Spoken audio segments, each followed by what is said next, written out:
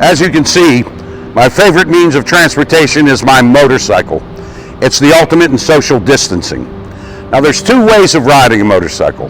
The first is riding solo, all by yourself.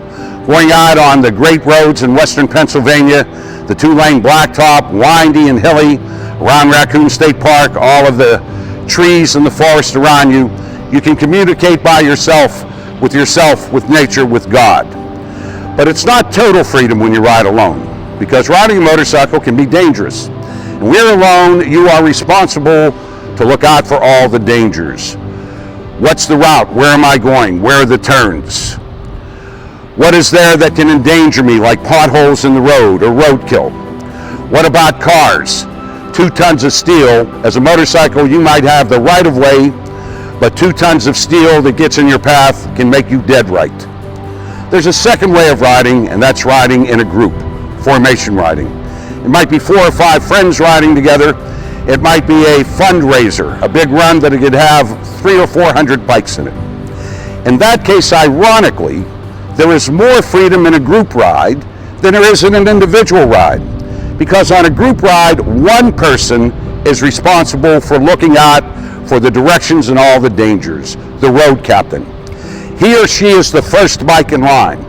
And it's their responsibility to know the route, to look out for the dangers, and to communicate it all the way back along the line.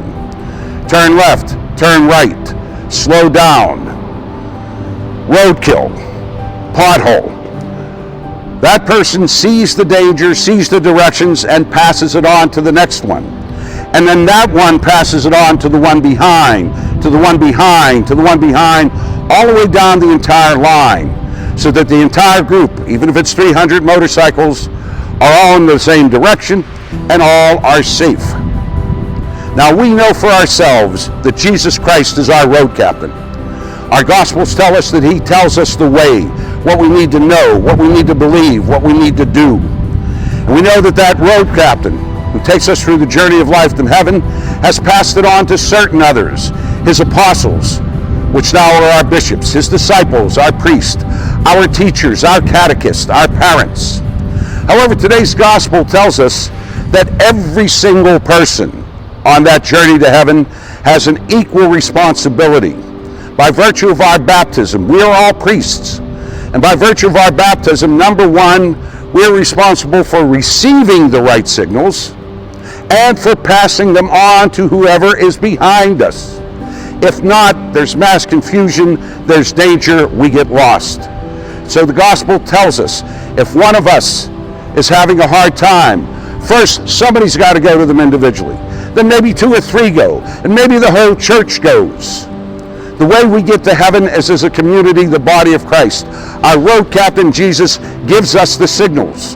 They're passed on through the apostles, the priests, the teachers, but they're passed on from every single solitary person in that ride. Only by receiving the right signals and passing them on to the one behind us do we as a community fulfill our baptismal promise to be forever with Christ in heaven. We have to receive it, pass it on, and everybody enjoy the ride.